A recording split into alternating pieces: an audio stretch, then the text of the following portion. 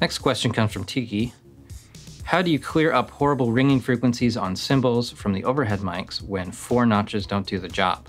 Well, I would make sure that it's not tinnitus, and after that I would make sure that it's not your speakers, so check on a couple different sets of speakers, check on headphones.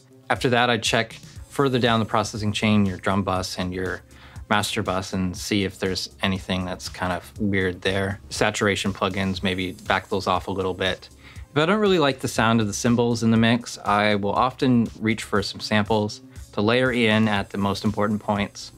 Just like 1 or 2 good sounding samples and alternate them or blend 2 together.